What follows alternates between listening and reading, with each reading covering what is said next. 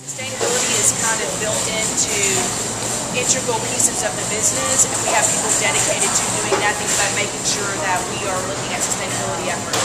We have people now who work in our merchandising division that do nothing but work on sustainability efforts with our suppliers and talking to them about reducing the packaging, making sure that the packaging that they are producing is recyclable, as well as even with the contents of what's inside of the packaging to make sure that it's going to be something that's going to be disposable in the future. And then I'm sure, I don't know if you've heard about like in our milestone, we have some supplier meetings. We have milestone meetings like once a quarter at the home office where the suppliers will come in and they talk about the sustainability efforts. And one of those pieces that we're really working on is going to be really big is the suppliers that break down the components of the products, or like cleaning products. It's being broken down so that it's actually going to be information available to the consumer, so the consumer knows what's inside of the product and know whether or not that's a purchase that they really want to make. So that's coming in the future to really educate our consumers as well in reference to the products that they're buying.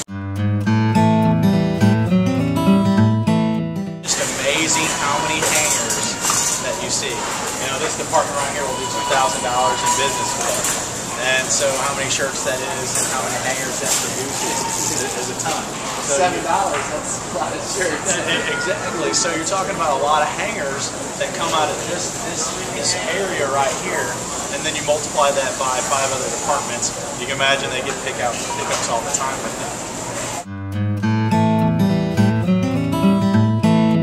We container our food in, not only display it in, but it's actually shipped into these containers. So there is no waste when it comes to this kind of product. Now, we do have other products that come in wooden boxes, but that's all recycled in what we consider our super sandwich bales.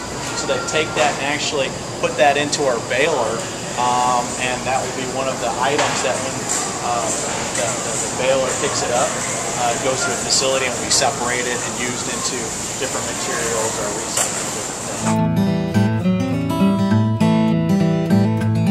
We actually also have, in our logistics division, our fleet division, one of our semi-trucks is actually fueled off of chicken grease. And we have one of those right now in the company, and actually they utilize that semi-truck to kind of take it around to trade shows and things of that nature. They call it the chicken truck.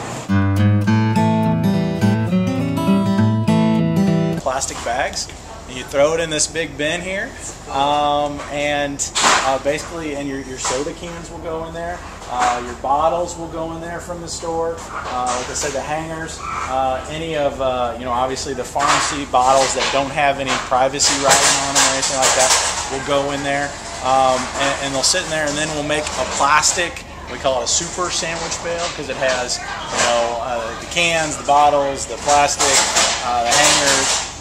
Et cetera, in there, and it has to be 40 inches wide. That's one of our requirements that we have. But they'll put a thin layer of board on the bottom.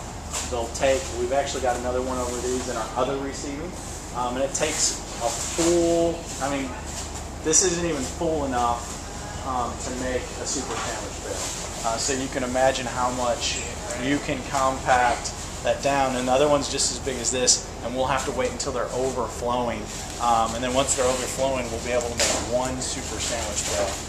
So you take a look at how much waste could go into your compactor or anything like that, and actually goes into your super sandwich. We call it a super sandwich bale, and then that gets taken to our local recycling plant.